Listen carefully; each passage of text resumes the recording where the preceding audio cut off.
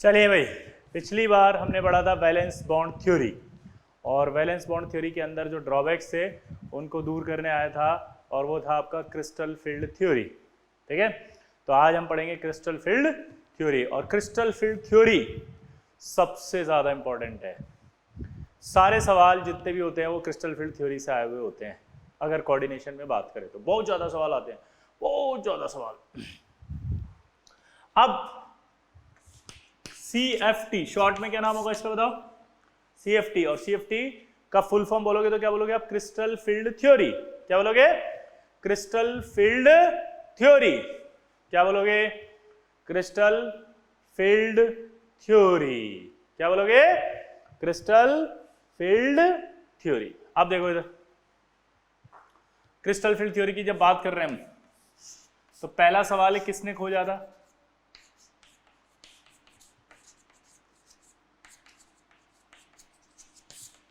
Van Wilk और बीथे। किसने खोजा था जल्दी बताओ? वैन विल्क और बीथे ने। किसने खोजा? जल्दी बताओ। वैन विल्क और बीथे। ये दो साइंटिस्ट है जिन्होंने CFT के बारे में बात की थी। अब इन्होंने जब बोला तो क्या बोला, ध्यान से सुनना। इन्होंने बोला कि जो मेटल होता है ना, कैटायन, और जो लिगेंड, इन दोनों के बीच में एक इलेक्ट्रोस्टैटिक अट्रैक्शन होता है। इन्होंने क्या बोला? मेटल और वो लिगेंड जो उसके बीच में इलेक्ट्रोस्टैटिक अट्रैक्शन होता है। ये देखो क्या बोला इसने, मेटल कैटायन और वो लिगेंड जो है उसके बीच में एक इलेक्ट्रोस्टैटिक अट्रैक्शन होता है, यानी प्योर इलेक्ट्रोस्टैटिक अट्रैक्शन। ये यहीं पर गलत हो गए, क्योंकि प्योर इलेक्ट्रोस्टैटिक अट्रैक्शन नहीं होता। क्यों? क्योंकि अगर प्योर इलेक्ट्रोस्टैटिक अट्रैक्शन होता तो प्योर आयनिक बॉन्ड होता, लेकिन हमने ऐसे मॉलिक्यूल पढ़े जिनमें सिनर्जिक बॉन्डिंग भी होती है।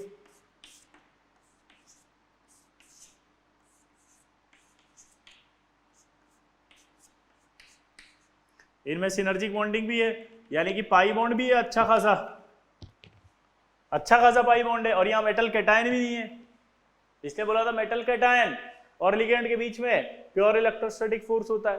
तो हमने पूछा कि यहां तो पाई बॉन्ड होता है, फिर ये कॉम्प्लेक्स कैसे बन रहा है? तो ये गलत था। इसके अंदर इंप्रूवमेंट करने के लिए कौन आया? फिर मॉलिक्यूलर ऑर्बिटल थ्योरी। यानी कि जैसे ऐसे वाले जो कॉम्प्लेक्स हैं जिनमें सिनर्जिक बॉन्डिंग हो रही है, जिनके अंदर कोऑर्डिनेट बॉन्ड और पाई बॉन्ड यानी सिनर्जिक बॉन्डिंग है, उनकी बॉन्डिंग को समझाने के लिए फिर कौन आया था? एमओटी। कौन आया? MOT, molecular orbital theory. कौन आया जल्दी बताओ? Molecular orbital theory. कौन आया जल्दी बताओ? Molecular orbital theory. तो एक सवाल पूछा जाए अगर कि NiCO4 इसकी बॉन्डिंग को कौन एक्सप्लेन कर सकता है, तो सीधा सीधा आंसर है कौन? एमओटी। कौन है? एमओटी। क्लियर? तो आप नोट करके लिखेंगे क्या कि वैन विल्क और बीथे ने बताया था। दूसरा पॉइंट लिखना, according to CFT pure electrostatic bond is present. According to CFT pure electrostatic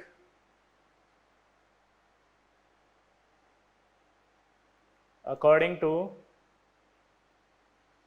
CFT pure electrostatic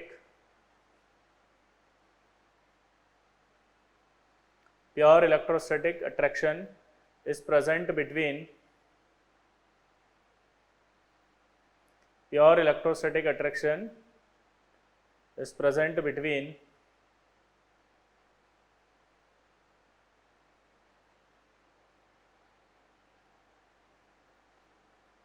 metal cation and ligand. Pure electrostatic attraction is present between metal cation and ligand.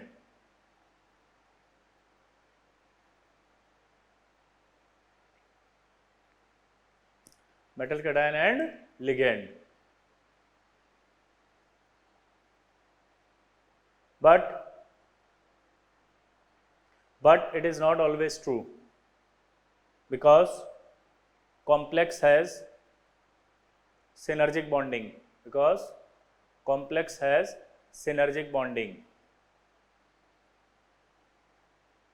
Such type of complex compounds are explained are explained by MOT. Example लिखना like NiCO whole 4, FeCO whole 4, ठीक है, जितने भी होंगे ये synergic bonding वाले, ठीक है, जिनमें मेटल कैटायन नहीं है, ये एटम है ये, ठीक है। तो ये तो हो गई उसकी बात, लेकिन हमें ये बात माननी है अभी, क्योंकि अभी हम CFT ही पढ़ रहे हैं, तो CFT की बातें मानते हुए आगे बढ़ेंगे, क्योंकि CFT VBT के ड्रॉबैक बता रही है, ठीक है। MOT हमारे सिलेबस में नहीं है, ठीक है। तो अगर सवाल आ जाए कि NiCO होल 4 की बॉन्डिंग कौन एक्सप्लेन करता है, तो सिंपल है, कौन करता है, MOT। अब वैन विल्क और बिथे ने बताया। दूसरा पॉइंट इन्होंने क्या कहा कि जब ये प्योर इलेक्ट्रोस्टैटिक अट्रैक्शन होता है तो उस समय जो लिगेंड होता है वो पॉइंट चार्ज की तरह बिहेव करता है।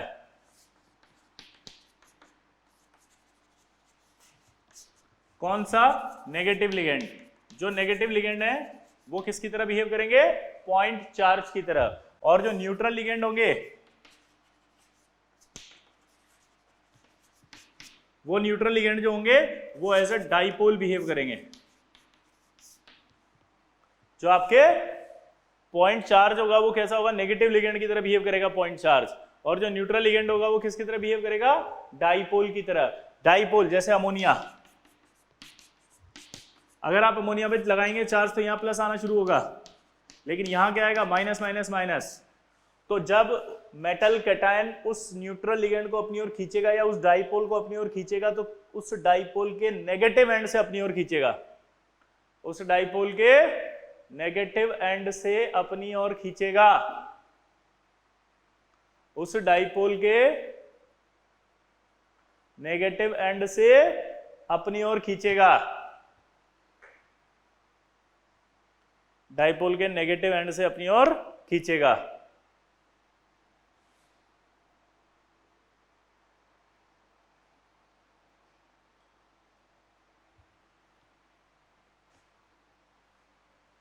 क्लियर? तो ये आपके पॉइंट चार्ज हो गया। पॉइंट चार्ज नेगेटिव लिगेंड हो गया। डाइपोल जो होता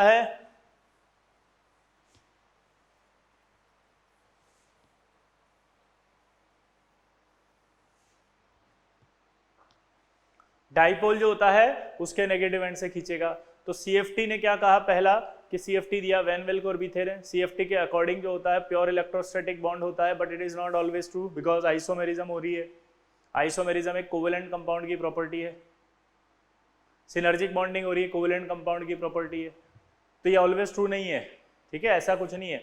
सब में हो ये कोई जरूरी नहीं होता। तीसरा उसने बोला कि जो लिगेंड होता है वो एक डाइपोल होता है, और डाइपोल होने के साथ साथ नेगेटिव चार्ज जो है वो पॉइंट चार्ज होता है, और वो इलेक्ट्रॉन स्टैटिक अट्रैक्शन आता है मेटल कैटायन और लिगेंड के बीच में, तब बॉन्ड बनता है। अब CFT और VBT में अंतर क्या है ये समझना। VBT ने क्या कहा था? लिगेंड आएगा, लोन पेयर लाएगा, ये लोन पेयर वैकेंट ऑर्बिटल में दे जाएगा। क्या कहा था दोबारा बना? लिगेंड आएगा, लोन पेयर लाएगा, ये लोन पेयर मेटल के वैकेंट डी ऑर्बिटल में दे जाएगा, तो हाइब्रिडाइजेशन हो जाएगा। अब यहां पर क्या होता है ध्यान सुनना। CFT कहती है लिगेंड आएगा, लोन पेयर लाएगा, ये लोन पेयर वैकेंट ऑर्बिटल में देने से पहले इन वैकेंट ऑर्बिटल को स्प्लिट कर जाएगा। स्प्लिट यानी अलग अलग कर जाएगा। फिर ये स्प्लिटिंग वाला जो ऑर्बिटल होंगे वो हाइब्रिडाइजेशन में जाएगा। हाइब्रिडाइजेशन में जाने के बाद हाइब्रिड ऑर्बिटल बनाएगा, और इन हाइब्रिड ऑर्बिटल में फिर लोन पेयर लिया जाएगा। इन हाइब्रिड ऑर्बिटल्स में लोन पेयर लिया जाएगा, ठीक है। दोबारा से सुनेंगे। CFT क्या कहती है? लिगेंड आएगा, लोन पेयर लाएगा, ये लोन पेयर वैकेंट ऑर्बिटल में देने से पहले उन वैकेंट ऑर्बिटल को स्प्लिट कर जाएगा। स्प्लिटिंग के बाद जो वैकेंट ऑर्बिटल खाली बचा है वो हाइब्रिडाइजेशन में जाएगा। हाइब्रिडाइजेशन में जाके हाइब्रिड ऑर्बिटल बनाएगा। इन हाइब्रिड ऑर्बिटल में फिर लोन पेयर लिया जाएगा, और फिर आपका लोन पेयर लिया जाएगा तो कॉम्प्लेक्स बन जाएगा। अगर मैं VBT और CFT को देखूं तो VBT और CFT दोनों को देखने पर मुझे एक चीज का डिफरेंस नजर आ रहा है कि VBT लोन पेयर लाती है और वैकेंट ऑर्बिटल में दे जाती है, लेकिन उससे पहले ये वैकेंट ऑर्बिटल हाइब्रिडाइजेशन में जाते हैं, है ना। CFT लोन पेयर लाती है लेकिन उससे पहले ये डी और जो वैकेंट ऑर्बिटल है उन्हें स्प्लिट कर जाती है, स्प्लिट। तो VBT और CFT में एक डिफरेंस है, वो है स्प्लिटिंग। यानी कि आपको अगर CFT पढ़नी है तो उसमें सिर्फ एक ही चीज इंपॉर्टेंट है CFT में, स्प्लिटिंग, क्योंकि स्प्लिटिंग होने के बाद जो ऑर्बिटल खाली रह जाएगा उसमें आपका हाइब्रिडाइजेशन में जाएगा और फिर वो हाइब्रिडाइजेशन में जाने के बाद लोन पेयर ले पाएगा। तो आपको स्प्लिटिंग पढ़नी है एक्चुअली। तो सबसे पहले हम पढ़ रहे हैं ऑक्टाहेड्रल स्प्लिटिंग।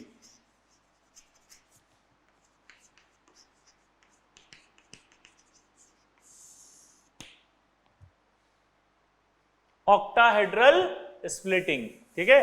अब ऑक्टाहेड्रल स्प्लिटिंग में क्या होता है जरा देखना, बहुत सिंपल है, कुछ भी नहीं है। जैसे मान लीजिए आप सबसे पहले आपको पांचों डी ऑर्बिटल पता होना चाहिए। आपको सबको अगर नहीं पता तो मैं बता देता हूं।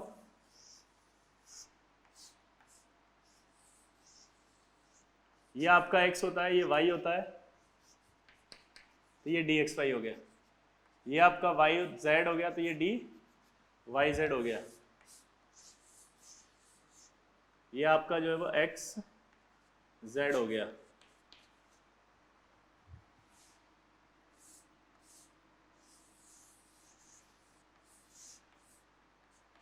ये x हो गया, ये y हो गया। ये dx square minus y square हो गया।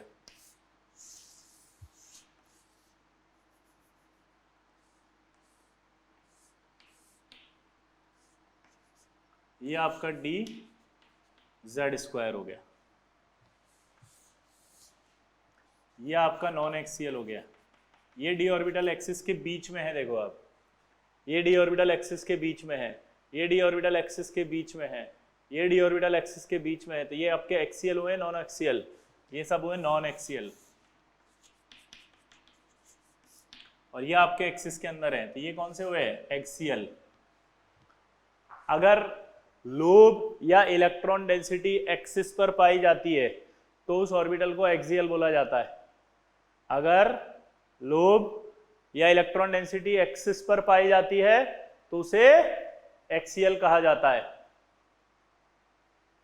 उसे एक्सियल कहा जाता है। इलेक्ट्रॉन डेंसिटी एक्सिस पर है।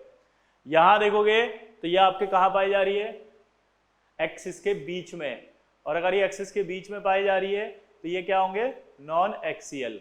तो हमारे पास 5 डी ऑर्बिटल होते हैं, एक नॉन एक्सियल टाइप के और दूसरे एक्सियल टाइप के। तो ये 5 डी ऑर्बिटल है, पहले इनको बना लो ताकि मैं मिटाऊंगा इसको, जल्दी बनाओ।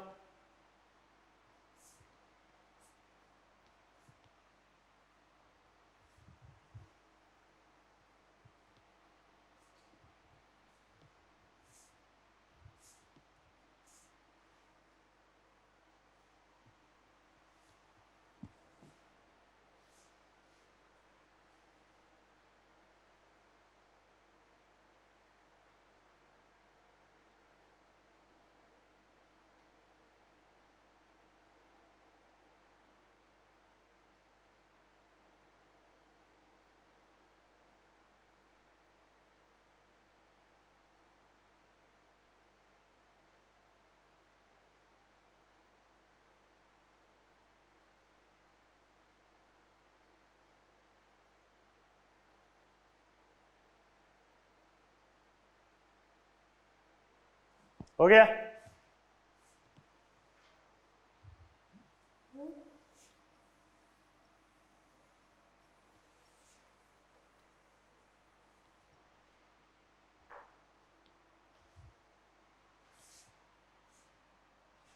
अब देखो, अब सबसे पहले अपन क्या बात करते हैं कि जो ऑक्टाहेड्रल कॉम्प्लेक्स होगा, उस ऑक्टाहेड्रल कॉम्प्लेक्स के अंदर 5 डी ऑर्बिटल होते हैं ऐसे, 1 2 3 4 5, 1 2 3 4 5, ठीक है। और ये पांचों की एनर्जी सेम होती है, 5 degenerate orbitals of free metal cation, 5 degenerate orbitals of free metal cation. मतलब समझे इसका, जब उस मेटल के पास कोई लिगेंड नहीं आया, वो मेटल अकेला है, कोई उसके पास नहीं है, तब की बात कर रहा है वो, उसके पास है 5 degenerate orbitals of free metal cation, यानी कि उसके पास 5 डी ऑर्बिटल्स हैं, ठीक है, ये 5d ऑर्बिटल रहे। अब ये 5d ऑर्बिटल कैसे हैं वो अपन इसमें बना देते हैं डायग्राम में। ये देखा, ये अगर आप देखोगे यहाँ पे तो ये है dz², ठीक है, z एक्सिस पे जो है ये dz² है। ये आपका dx² माइनस y² हो गया, क्योंकि यहाँ पर ये x है, ये y है, ये माइनस y है। ये जो मैं बीच में बना रहा हूं अब ये नॉन एक्सियल है, जो एक्सिस पर नहीं थे, हमेशा यही रिप्रेजेंटेशन रहेगा, दैट इज कॉल्ड रिप्रेजेंटेशन। अब आप इन सब में भी डाउट लेकर मत आना माइंड में, ये क्या है, कैसा है, यूं है। अरे यार 2D में 3D नहीं दिखाते तो उसका रिप्रेजेंटेशन तैयार करते हैं और कहते हैं कि आप इसे समझें। तो ये जो गोले गोले होंगे इसका मीनिंग आपको क्लियरली समझ में आएगा कि ये नॉन एक्सियल है। क्यों? क्योंकि ये एक्सिस के बीच में होते हैं। और ये जो एक्सिस पे बनाया है मैंने, ये एक्सियल ऑर्बिटल है। अगर मैंने जेड एक्सिस पर बनाया ये है तो क्या है, ये एक्सियल। ये एक्सिस पर बनाया तो ये क्या है, एक्सियल। क्लियर? आया ना? बोलो। अब देखो आगे कहानी। अब यहां पर लिगेंड आएगा इनफाइनेट से। अभी लिगेंड यहां नहीं है, लिगेंड इनफाइनेट पर था यहां पे। मतलब कभी भी अगर ऐसा लिखा रहे कि मेटल और लिगेंड के बीच में जो डिस्टेंस है वो इनफाइनेट है, इसका मतलब है कि लिगेंड अभी नहीं आया। ये एल मतलब लिगेंड माना जाएगा। लेकिन अब लिगेंड इनफाइनेट से आना शुरू हो रहा है। क्यों हो रहा है? क्योंकि ये मेटल ने उसको अट्रैक्ट किया है, मेटल कैटायन ने। ये हमेशा कैटायन होगा। ये क्या होगा? कैटायन। यहां बीच में नॉन एक्सियल है ये।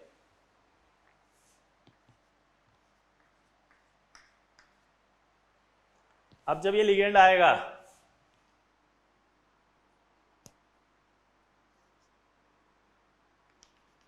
तो ये अभी आपका,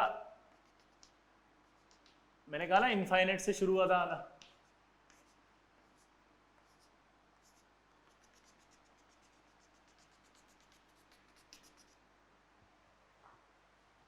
ये जब ये लिगेंड आपका इनफाइनेट से आ रहा है तो ये आ रहा है लोन पेयर लेकर के। इस मेटल के कैटायन के पास है पॉजिटिव चार्ज, तो ये उस लिगेंड को अपनी ओर खींच रहा है, उसके इलेक्ट्रॉन को, मतलब उसके इलेक्ट्रॉन को उसने अपनी ओर खींचा। और अगर उसने उसको इलेक्ट्रॉन को अपनी ओर खींचा तो लिगेंड उस मेटल कैटायन के पास आ रहा है। अब ये उस मेटल कैटायन के पास आया जा रहा है। तो अगर ये उस मेटल कैटायन के पास आ रहा है तो अभी क्या है, लिगेंड चारों तरफ से इक्वली आ रहा है, तो इसको कहते हैं सिमेट्रिकली। और जब लोन पेयर आएगा तो ये जो डी ऑर्बिटल्स हैं, इन डी ऑर्बिटल में भी इलेक्ट्रॉन्स हैं, तो ये जब लिगेंड आएगा तो इन डी ऑर्बिटल्स को रिपल करेगा। डी ऑर्बिटल को रिपल करेगा तो जो ये स्टेट आपको दिखाई दे रही है अभी, उस स्टेट से आया ना, इसकी एनर्जी थोड़ी बढ़ जाएगी। ठीक है, ये वाली स्टेट ये है, क्योंकि रिपल्शन आएगा इसके अंदर अभी। तो इस वाली स्टेट से क्या होगा, ये थोड़ा ऊपर आ जाएगा। यानी ये जो पांचों डीजेनरेट ऑर्बिटल्स हैं, 5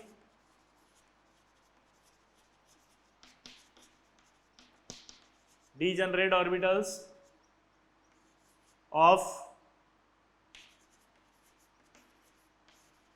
मेटल कैटायन इन सिमेट्रिकल फील्ड। 5 डीजेनरेट ऑर्बिटल्स जो है, ये पांचों डीजेनरेट ऑर्बिटल है। ये 5 डीजेनरेट ऑर्बिटल्स हैं और ये 5 डी ऑर्बिटल जनरेट जो है वो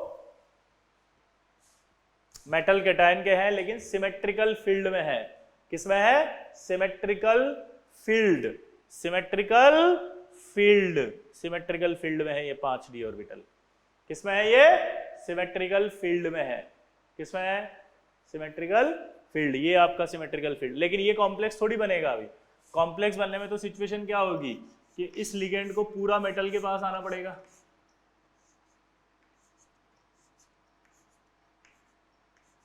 आया ना?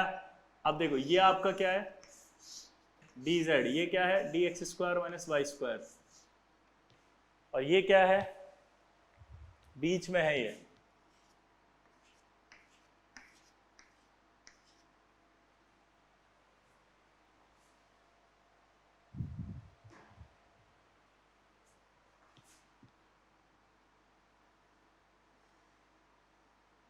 ये लिगेंड आया, जब ये लिगेंड आएगा तो क्या होगा, जब ये पास आएगा तो ऐसा फील करो, इसको फील करो, ये रिपल कर रहा है देखो आप, तो ये मैंने एरो बना रहा हूँ, एरो बना रहा हूँ मतलब आप समझ रहे हो ये रिपल्शन की जो अमाउंट है वो कौन से ऑर्बिटल को ज्यादा पड़ रही होगी जब वो पास आ रहा होगा। तो सोचो जब लिगेंड बॉन्ड बनाने के लिए जब पास आ रहा होगा तो वो रिपल कर रहा होगा, यहाँ पे यहाँ तो सबको इक्वली कर रहा है, यहाँ तो सबको इक्वली कर रहा है। ए भैया, ए भैया, ओ भैया, नींद में हो भैया, यहाँ इक्वली रिपल कर रहा है। अब यहां अगर इक्वली रिपल कर रहा है तो इस तरफ आओ, इस तरफ अब जब देखोगे तो यहां थोड़ा चेंज आ रहा है कि नहीं आ रहा, फील लो अंदर से, यहां थोड़ा सा चेंज आया कि नहीं आया, यहां चेंज आ रहा है कि ये लिगेंड अब इस एक्सियल वाले को ज्यादा रिपल कर रहा है, एक्सियल वाले को रिपल ज्यादा कर रहा है, एक्सियल वाले को ज्यादा कर रहा है, एक्सियल को ज्यादा कर रहा है, एक्सियल को ज्यादा कर रहा है, एक्सियल को ज्यादा कर रहा है। अब ये रिपल्शन जो है वो ज्यादा किसको कर रहा है, एक्सियल को, नॉन एक्सियल को रिपल्शन कम मिल रहा है। देखो आप ये और ये इन दोनों के बीच में है, नॉन एक्सियल को रिपल्शन कम मिल रहा है। तो यहां पर अब सिचुएशन में क्या होना शुरू होगा, स्प्लिटिंग। क्या होगा, स्प्लिटिंग। नॉन एक्सियल कितने थे, 3, उनको रिपल्शन क्या मिलेगा, कम। एक्सियल कितने थे, 2, एक्सियल को रिपल्शन क्या मिलेगा, ज्यादा। और इन एक्सियल का जो नाम है वो क्या होगा, D X square minus Y square D Z square. इनका नाम क्या होगा, D X Y, Y Z और जेड एक्स। ये आपका एक बेरी सेंटर होगा, क्या होगा, बेरी सेंटर, इसको बोलते हैं बेरी सेंटर। ये स्प्लिटिंग हुई है यहां से यहां तक, इसको बोला जाता है डेल ओ। डेल ओ का फुल फॉर्म होता है crystal field splitting energy for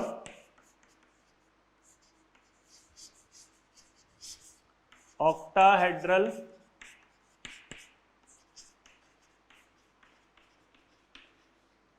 complex compound. क्या होती है जल्दी बताओ, crystal field splitting energy for octahedral complex compound. यहां डेल का मतलब क्रिस्टल फील्ड स्प्लिटिंग एनर्जी और ओ का मतलब है ऑक्टाहेड्रल कॉम्प्लेक्स कंपाउंड।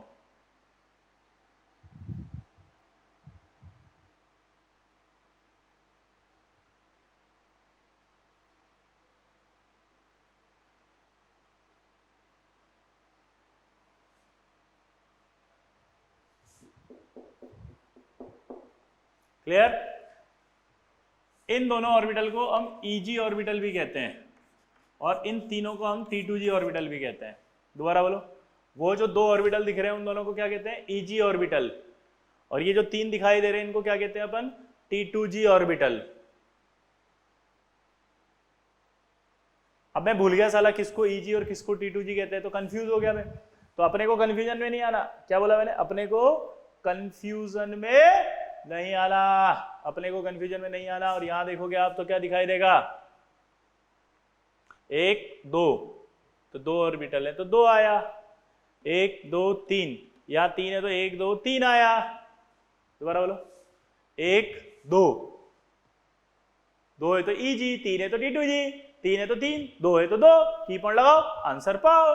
दोबारा बोलो, की पॉइंट लगाओ आंसर पाओ। दोबारा बोलो, की पॉइंट लगाओ आंसर पाओ। दोबारा बोलो, की पॉइंट लगाओ और आंसर पाओ। अरे की पॉइंट लगाओ और आंसर पाओ। फील ही नहीं आ रही यार। तो ये स्प्लिटिंग होती है आपकी ऑक्टाहेड्रल स्प्लिटिंग, यानी कि ये जो 5d ऑर्बिटल थे ये अलग अलग हिस्सों में टूट गए, 3 वाले में अलग, 2 वाले में अलग। अब ये 3 जो है वो कहलाएंगे डीजनरेट आपस में, ये 2 कहलाएंगे आपस में डीजनरेट, लेकिन ये और ये आपस में डीजनरेट नहीं है। दोबारा बोलो, ये और ये आपस में डीजनरेट नहीं है। नोट करो इसको फटाफट, चलो जल्दी।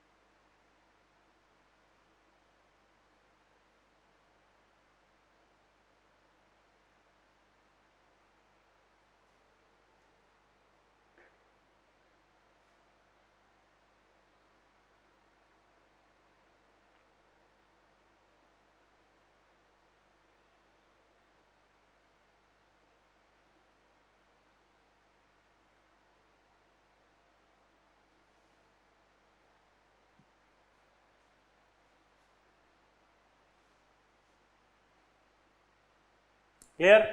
चलो अब दोबारा देखते हैं आराम से। देखो सबसे पहले वीबीटी और सीएफटी में अगर मैं कंपेयर करूं तो मुझे एक चेंज नजर आ रहा है। सीएफटी स्प्लिटिंग की बात करती है, वीबीटी नहीं करती। सीएफटी कहती है कि मेटल के पास, मेटल कैटायन के पास लिगेंड आएगा, लोन पेयर लाएगा, लेकिन लोन पेयर देने से पहले वो स्प्लिट कर जाएगा। स्प्लिटिंग के बाद जो खाली ऑर्बिटल होगा वो हाइब्रिडाइजेशन में जाएगा, और फिर हाइब्रिडाइजेशन में जाने के बाद जो हाइब्रिड ऑर्बिटल होगा उसमें लोन पेयर लिया जाएगा। यहां तक आ गया समझ में? अब ये आपका इनिशियली मेटल कैटायन है, ये 5 डीजेनरेट ऑर्बिटल है उसके पास, फ्री वर्ड लिखा हुआ है मतलब लिगेंड उसके पास नहीं है। लिगेंड नहीं है इसका मतलब लिगेंड इनफाइनाइट पर है। ये डी ऑर्बिटल मेटल में इस तरह से अरेंज होते हैं ऑक्टाहाइड्रल कॉम्प्लेक्स कंपाउंड में, इस तरह से अरेंज हो रहे हैं कि ये dz² है, ये आपका x है और ये y है, तो यहाँ पर x² y² है, और ये जो बीच में गोले बने हुए हैं ये नॉन एक्सियल है। कौन से ऑर्बिटल है? Non axial orbital. कौन से ऑर्बिटल है? Non axial. अब यहां से यहां आए अपन, तो ये क्या हुआ ये समझना था। तो अभी लिगेंड नहीं आ रहा, अब लिगेंड आना शुरू हुआ। तो लिगेंड जब आया तो इसको मेटल ने अट्रैक्ट किया, मेटल कैटायन ने अट्रैक्ट किया। मेटल कैटायन ने जब अट्रैक्ट किया तो लिगेंड के पास लोन पेयर था, वो लोन पेयर को अट्रैक्ट कर रहा है, इक्वली अट्रैक्ट हुआ, तो इक्वली रिपल्शन आएगा लोन पेयर से डी ऑर्बिटल में। इक्वली रिपल्शन आएगा तो इक्वली एनर्जी बढ़ेगी, आया ना? इक्वली एनर्जी बढ़ गई। और अब ये इक्वली एनर्जी बढ़ते यहां से यहां आ गया, तो ये लिखा मैंने 5 degenerate orbitals of metal cation in symmetrical field, क्योंकि ये जो फील्ड डेवलप हुआ है ये सिमेट्रिकल फील्ड है। दोबारा बोलो, ये जो फील्ड डेवलप हुआ है ये क्या है? सिमेट्रिकल फील्ड है। ये जो फील्ड डेवलप हुआ है वो क्या है? सिमेट्रिकल फील्ड है। लेकिन ये ऑक्टाहेड्रल का सिचुएशन नहीं है, ये नहीं बना ऑक्टाहेड्रल। अब क्या हुआ? ऑक्टाहेड्रल जब बनेगा तो लिगेंड बिल्कुल पास आएगा ना मेटल के जितना आ सकता है। तो जब वो पास आ रहा है मेटल के जितना आ सकता है तो उस कंडीशन में क्या हुआ? इसने इसको रिपल किया, आया ना? इसको रिपल किया, इसको रिपल किया, इसको रिपल किया, इसको रिपल किया, इसको रिपल किया और इसको रिपल किया। तो इसका मतलब क्या निकलता है कि ये जो रिपल्शन हो रहा है ये किसको ज्यादा मिल रहा है ये हमें समझना है। तो ये रिपल्शन सबसे ज्यादा किसको हो रहा है? एक्सियल को, नॉन एक्सियल को नहीं हो रहा। नॉन एक्सियल को रिपल्शन कब मिलेगा? देखो आप दोनों लिगेंड यू जाएंगे तो बीच में रिपल्शन मिलेगा इसको। क्लियर? ऐसे समझो आप कि आप खड़े हुए हो और सामने से ट्रेन आ रही है, तो ट्रेन एक तो आपको धक्का दे तो पता नहीं कहाँ जाके गिरोगे, और आप ऐसे खड़े और 2 ट्रेन आपके अगल बगल से निकले तो आप ऐसे डर जाओगे।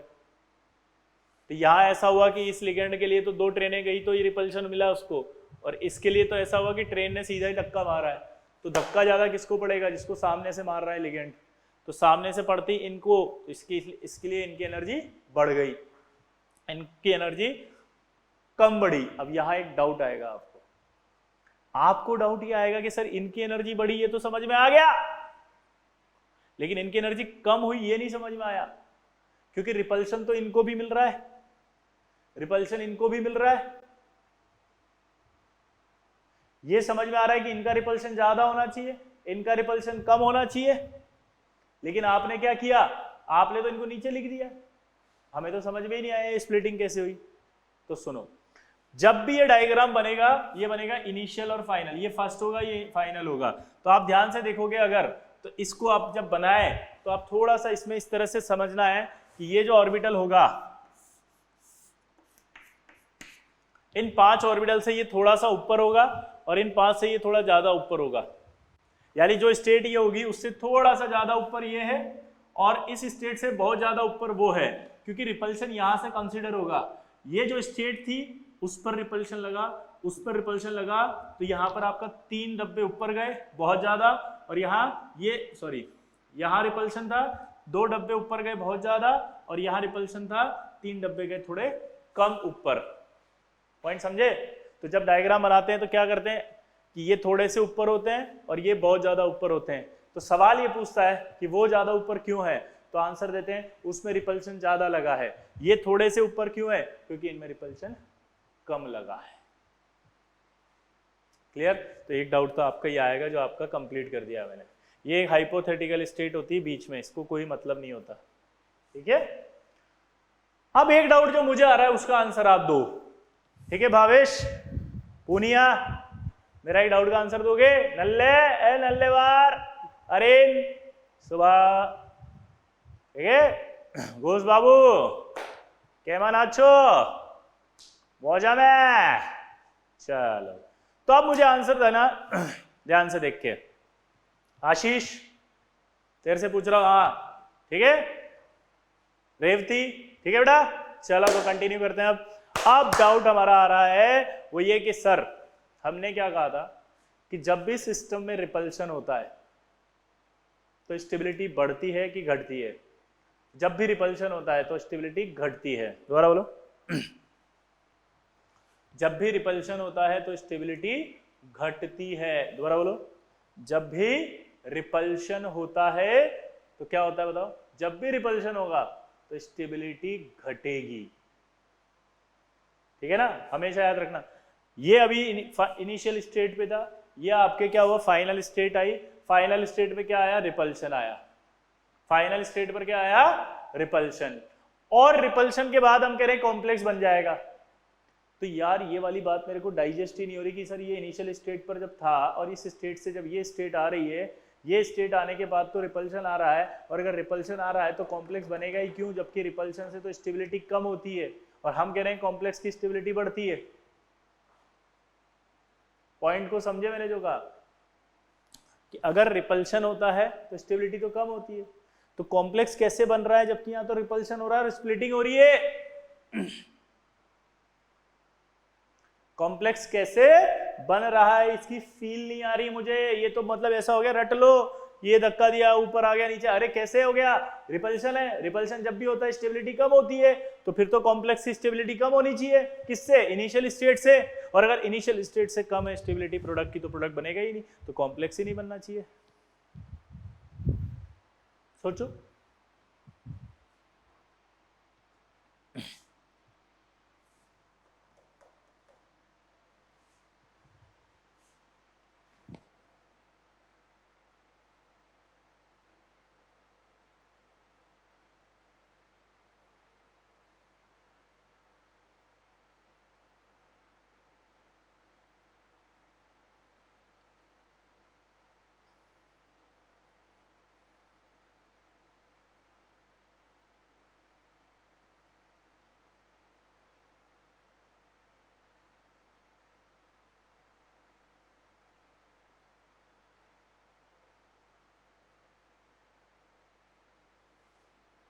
सोच लिया? अब सुनो, ध्यान से सुनना आंसर। ये फाइनल नहीं, इनिशियल, वो फाइनल। मेरा सवाल वापस शुरू करते हैं अपन कि मेटल कैटायन होता है, वो लिगेंड को बुलाता है। लिगेंड आ रहा है, हमने बोला लिगेंड आएगा, लोन पेयर लाएगा, ये लोन पेयर वैकेंट ऑर्बिटल में दे जाएगा, लेकिन उससे पहले वैकेंट ऑर्बिटल स्प्लिट कर जाएगा और स्प्लिटिंग के बाद हाइब्रिडाइजेशन आएगा और फिर उस हाइब्रिड ऑर्बिटल में लोन पेयर लिया जाएगा। लेकिन आपने कभी सोचा है, क्या कभी आपने सोचा है कि लिगेंड क्यों आएगा? अब बार बार चिल्ला रहे हो साला लिगेंड आएगा, लिगेंड आएगा, लिगेंड आएगा, लिगेंड आएगा, लेकिन आपने किसी ने सोचा है कि लिगेंड क्यों आएगा? क्योंकि मेटल उसे बुलाएगा। लिगेंड आएगा क्योंकि मेटल उसे बुलाएगा। मेटल उसे बुलाएगा, इसका मतलब है मेटल और लिगेंड के बीच में अट्रैक्शन आएगा। मेटल और लिगेंड के बीच में अट्रैक्शन आएगा। मेटल और लिगेंड के बीच में अट्रैक्शन आएगा, उसकी वजह से लिगेंड आएगा। और जब मेटल उस लिगेंड को बुला रहा है तो लिगेंड दौड़ा दौड़ा आ रहा है, बीच में इस जालिम दुनिया का डी ऑर्बिटल आ रहा है, तो ये लिगेंड उस डी ऑर्बिटल को भी धक्का देता हुआ जा रहा है। उस मेटल और लिगेंड के बीच में ये जो डी ऑर्बिटल आ रहा है, तो वो लिगेंड उस डी ऑर्बिटल को भी धक्का देता जा रहा है, क्योंकि मेटल उसे बुला रहा है। मेटल मतलब मेटल कैटायन, ठीक है? फील लो अंदर से। अब ये मेटल कैटायन है, वो लिगेंड को अपनी ओर बुला रहा है, लिगेंड आ रहा है, आ रहा है, आ रहा है, आ रहा है, आ रहा है, डी ऑर्बिटल बीच में पाया जा रहा है। ये डी ऑर्बिटल आ रहा है तो इसको धक्का दिए जा रहा है, धक्का देने से स्प्लिटिंग होता जा रहा है। जितना ज्यादा स्प्लिटिंग होगा, इसका मतलब है उतना ज्यादा लिगेंड को मेटल ने बुलाया होगा। इसका मतलब उतना ज्यादा अट्रैक्शन आया होगा, उतना ज्यादा अट्रैक्शन आया होगा लिगेंड और मेटल के बीच में।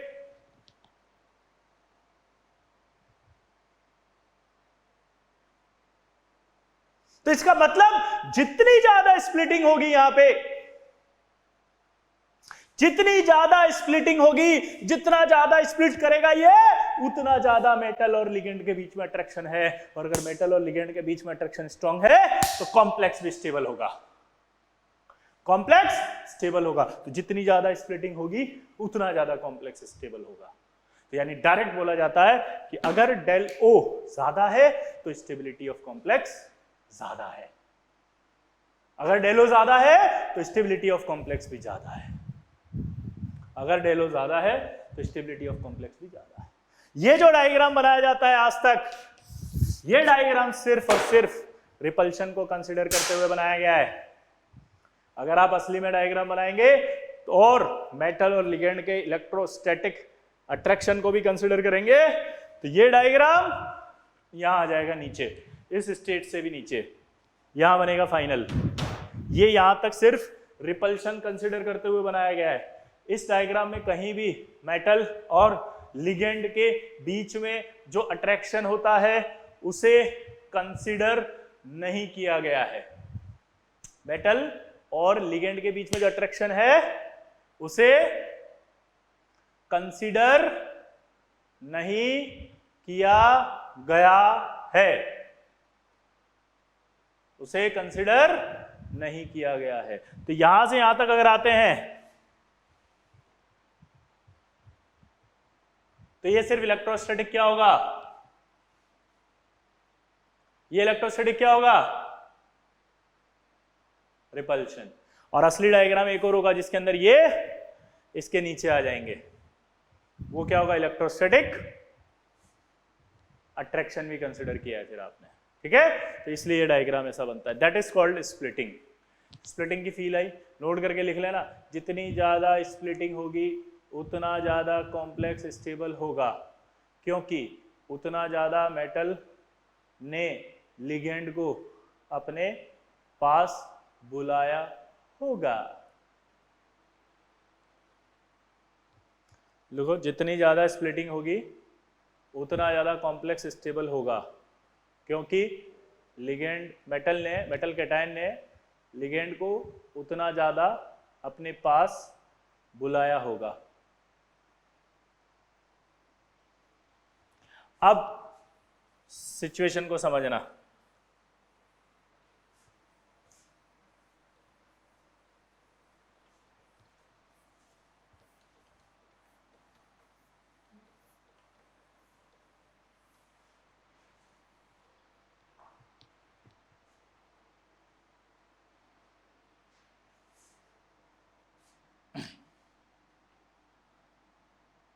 अब हमारे पास दो तरह के लिगेंड होते हैं, एक होता है स्ट्रॉन्ग फील्ड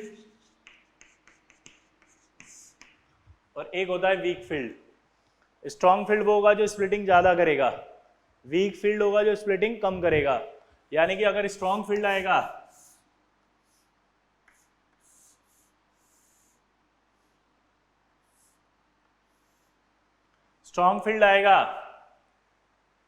तो ये सिचुएशन आएगी, स्ट्रॉन्ग फील्ड आएगा तो ये सिचुएशन आएगी कि यहां से यहां तक का जो गैप है, यानी कि जो डेल्टा ओ है वो पी से ज्यादा होगा। और अगर वीक फील्ड लिगेंड आएगा तो ये जो गैप है उसमें पी ज्यादा होगा। डेल ओ और पी में पी क्या होता है ये समझना आप।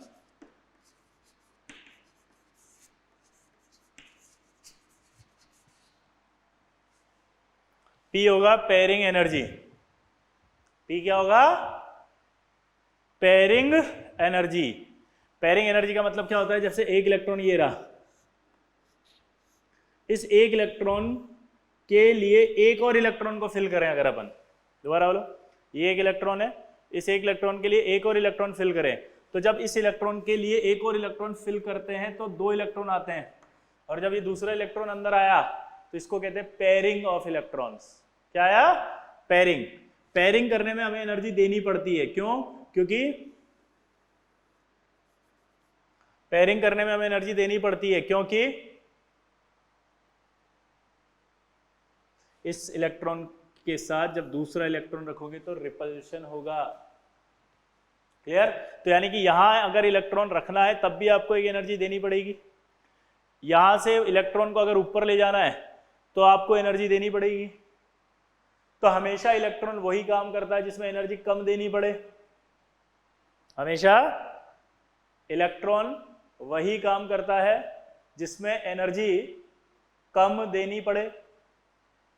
इलेक्ट्रॉन वही काम करेगा जिसमें एनर्जी कम देनी पड़े। तो अगर मान लीजिए स्ट्रॉन्ग फील्ड लिगेंड आया तो ये गैप ज्यादा होगा, इलेक्ट्रॉन को यहां से यहां ले जाने में एनर्जी ज्यादा खर्च होगी।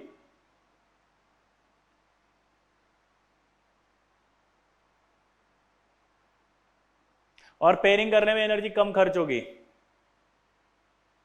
पेयरिंग करने में एनर्जी कम खर्च होगी। तो अब देखो, आप डेल और पी की बात करें तो डेलो ज्यादा है स्ट्रॉन्ग फील्ड के केस में, यानी कि इलेक्ट्रॉन ऊपर से ऊपर जाने में, यहां से ऊपर जाएगा तो एनर्जी ज्यादा खर्च होगी। तो इलेक्ट्रॉन कहां प्रेफर करेगा रहना? नीचे आ जाएगा वो। लेकिन जब वीक फील्ड लेंगे तो डेलो क्या होगा? पी से कम, यानी कि पेयरिंग करने में जो एनर्जी है वो ज्यादा खर्च होगी। तो पेयरिंग नहीं होकर के ऊपर चला जाएगा इलेक्ट्रॉन। ठीक है? अब ये मत बोलना कि आपको कैसे पता कि ऐसा होगा। ये तो सिंपल है, मैथमेटिकल कैलकुलेशन है कि जब स्ट्रॉन्ग फील्ड आता है तो स्प्लिटिंग ज्यादा करता है तो गैप ज्यादा हो जाता है। तो ये एक्सपेरिमेंट से पता चला कि गैप ज्यादा है, उसकी वैल्यू ज्यादा आ रही है पेयरिंग एनर्जी से। ठीक है? अब ये सब डी ऑर्बिटल है। अब इन डी ऑर्बिटल में आपको इलेक्ट्रॉन भरना है, और ये इलेक्ट्रॉन भरना है 1 से लेकर के 10 तक। इलेक्ट्रॉन कहां से कहां भरना है जल्दी बताओ? 1 से लेकर के 10 तक। कहां से कहां तक भरना है जल्दी बताओ? 1 से लेकर के 10 तक।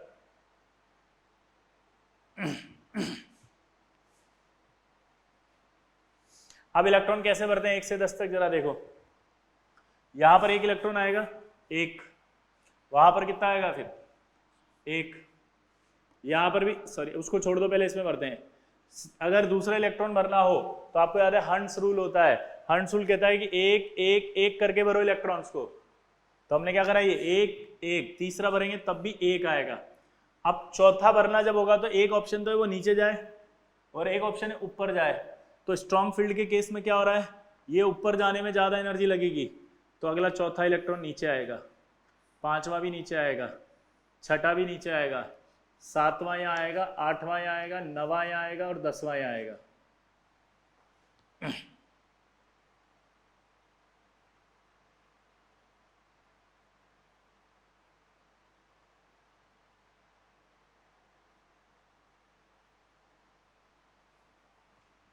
यहां पर 1 2 3 4, एक मिनट आराम से, वापस, 1 यहां भरा, 2 यहां भरा, 3 यहां भरा, 4 यहां भरा, 5 यहां भरा, 6 7 8 9 10। कैसे भरा मैंने दोबारा बताओ? 1 2 3 तक तो मैंने भरा, चौथे में अगर मैं यहां भरता हूं तो पेयरिंग एनर्जी ज्यादा लग रही है। चौथा अगर यहां करता हूं तो पेयरिंग एनर्जी क्या हो रही है? ज्यादा लग रही है। तो 1 2 3,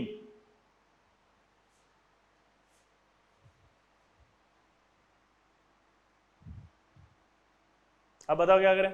1 2 3, अब पी ज्यादा है तो नीचे तो नहीं भर सकते, इसलिए ऊपर गया। 4 5, ये एक एक करके क्यों भर रहे हैं? क्योंकि हंट्स रूल फॉलो करना है। हंट्स रूल याद है 11th में पढ़ा था। हंट्स रूल कहता है कि एक एक करके इलेक्ट्रॉन भरो फिर पेयरिंग करो। ठीक है?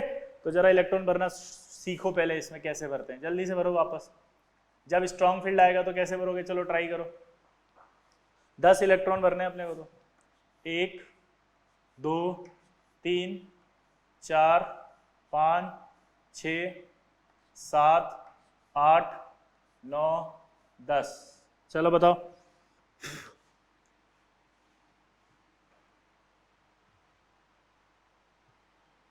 उसमें बताओ फटाफट कैसे भरें?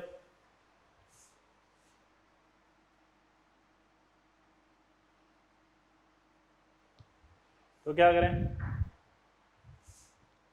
1 2 3 4 5 6 7 8 9 और 10।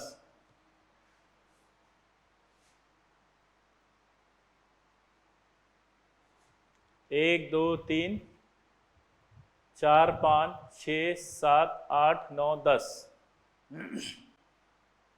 क्लियर? तो आप दोबारा से एक बार ट्राई करें, आदत डालें इलेक्ट्रॉन भरने की। इलेक्ट्रॉन भरना नहीं सीखे तो गड़बड़ हो जाएगी।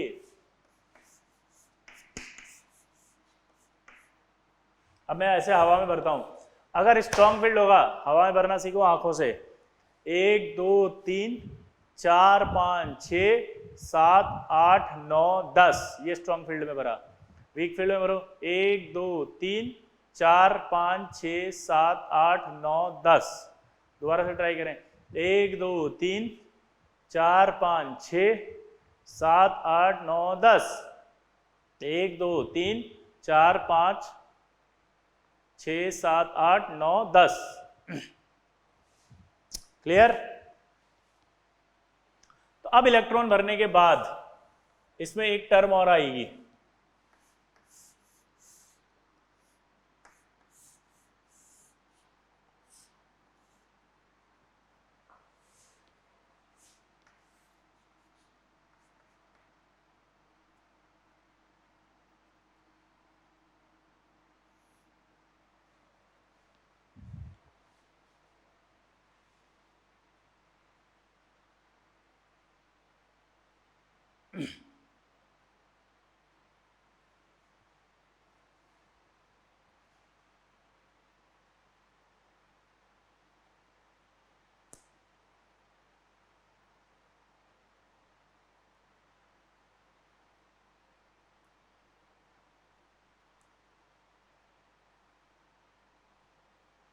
भरो।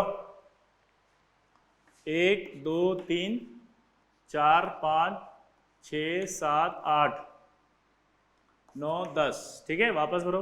1 2 3 4 5 6 7 8 9 10। अब यहां पर एक खास बात आएगी, एक टर्म होती है हाई स्पिन, इसे कहते हैं नंबर ऑफ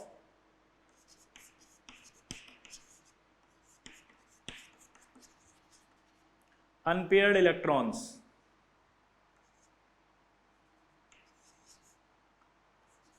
हायर, और एक होता है low spin complex.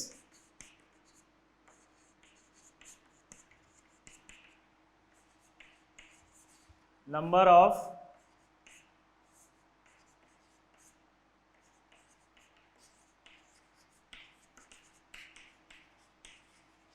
Unpaired electron lower.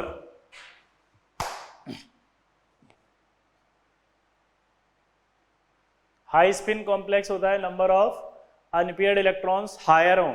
अगर आपके पास कोई कॉम्प्लेक्स नजर आ रहा है और उस कॉम्प्लेक्स में नंबर ऑफ इलेक्ट्रॉन आपको हायर दिख रहे हैं किसी कॉन्फ़िगरेशन के रेस्पेक्ट में, तो आप उस कॉम्प्लेक्स को हाई स्पिन बोल दोगे। और अगर आपको नंबर ऑफ अनपेयर्ड इलेक्ट्रॉन कम दिख रहे हैं तो आप उसे क्या बोल दोगे, लो स्पिन। अब जैसे मैं आपको बताता हूं, मान लो आपको एक सवाल आया कि किसी कॉम्प्लेक्स में जो मेटल कैटायन है उसका जो कॉन्फ़िगरेशन है वो है D4, तो आपको बोलेगा इस D4 कॉन्फ़िगरेशन के लिए ये जो कॉम्प्लेक्स है, ये कॉम्प्लेक्स हाई स्पिन है कि लो स्पिन। तो अब आप इस D4 को देखोगे, आप उस लिगेंड को देखोगे कॉम्प्लेक्स में जो है, आपने देखा लिगेंड स्ट्रॉन्ग फील्ड है, तो आप D4 भरो इसमें पहले।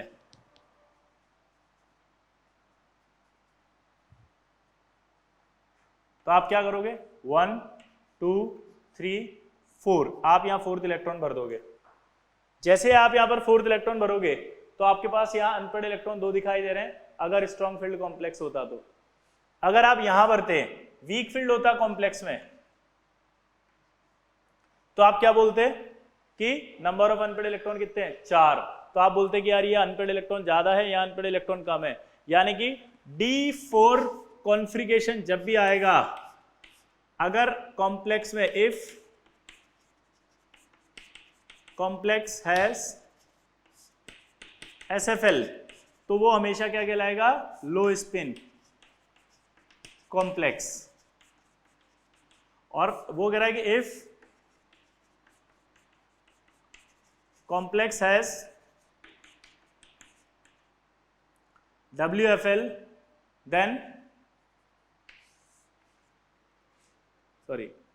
क्या होगा, हाई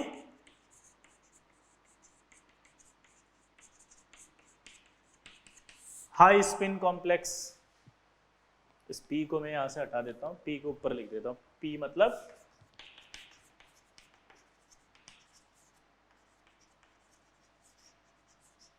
पेयरिंग एनर्जी।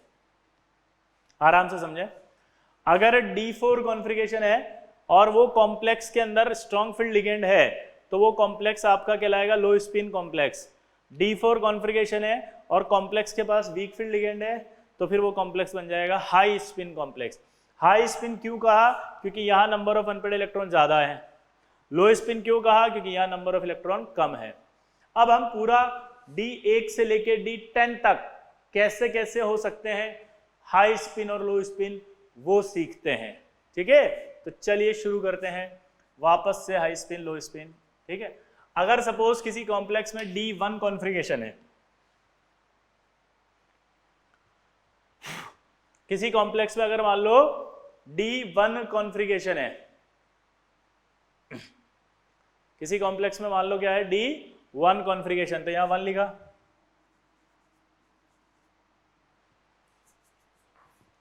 यहां क्या लिखा 1, यहां भी क्या लिखा 1। तो अभी क्या यह हाई स्पिन लो स्पिन कॉम्प्लेक्स होगा, क्या यह हाई स्पिन लो स्पिन कॉम्प्लेक्स होगा, नो। दोनों में नंबर ऑफ अनपेड इलेक्ट्रॉन बराबर हैं। अगर D2 कॉन्फ़िगरेशन आया तो क्या यह हाई स्पिन लो स्पिन कॉम्प्लेक्स होगा, नो। क्यों, क्योंकि ये हाई स्पिन लो स्पिन नहीं है। तीसरा, ये एक और इलेक्ट्रॉन भर दिया, क्या ये 3 अनपेड इलेक्ट्रॉन है, यस, लेकिन दोनों में बराबर है तो यहां भी कोई हाई स्पिन लो स्पिन नहीं होगा। अब D4 आया,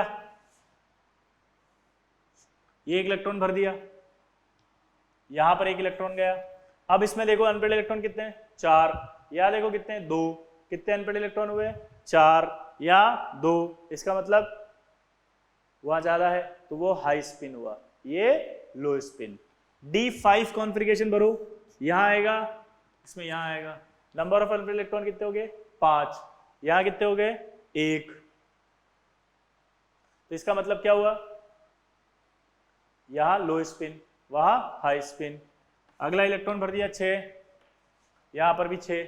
अब बताओ क्या हुआ, वहां कितने अनपेड इलेक्ट्रॉन 4, यहां कितने अनपेड इलेक्ट्रॉन 0, ये लो वो हाई। अगला 7, ये एक इलेक्ट्रॉन, वहां देखो कितने अनपेड हुए 3, यहां कितने हुए 1।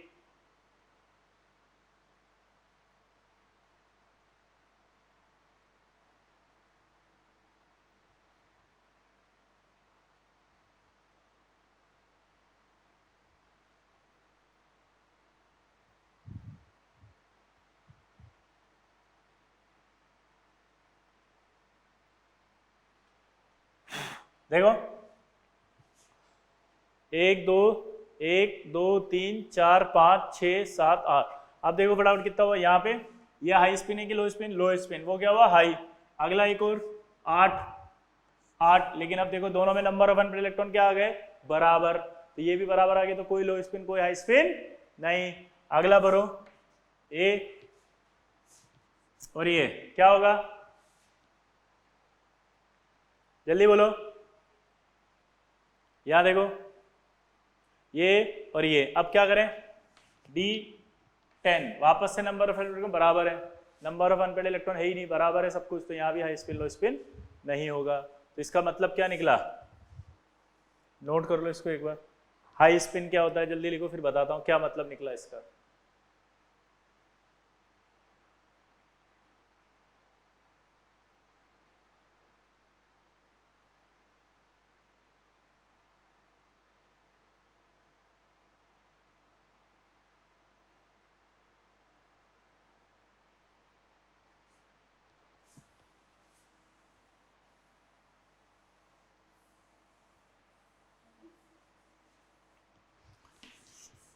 D1 to D3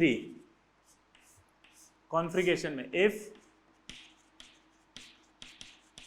complex has strong field ligand, then complex will not be high spin or low spin. If complex has weak field ligand, then no low spin, no high spin. यानी D1 से D3 तो कोई भी complex ना high spin होगा और no लो spin होगा.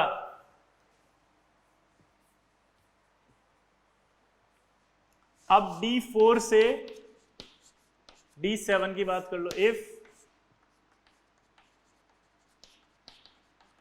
Complex has strong field ligand, complex has strong field ligand,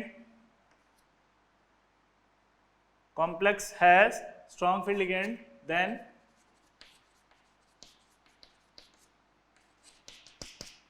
complex will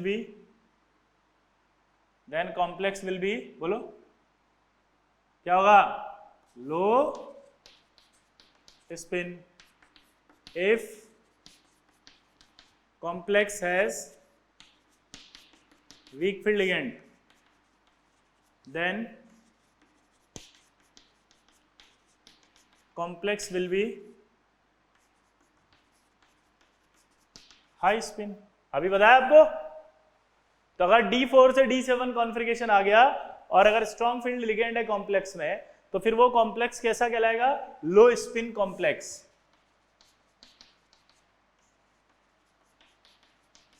clear. D1 से D3 में भी यही होगा और D8 से D10 में भी अभी बताया था. तो ये दोनों कॉन्फ़िगरेशन में एक साथ ही लिख दिया मैंने. ठीक है. तो ये आपका हाई स्पिन लो स्पिन कॉम्प्लेक्स कैसे होते हैं ये समझाया मैंने. अब कैसे CFT के हिसाब से हाइब्रिडेशन निकालते हैं उसको देखते हैं अपन.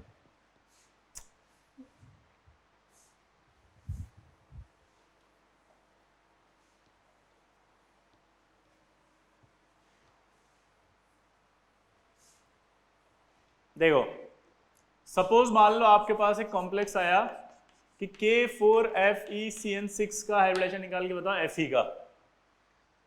तो आपने सबसे पहले Fe पर +2 चार्ज लिखा और +2 चार्ज लिख करके 3d6 लिखा.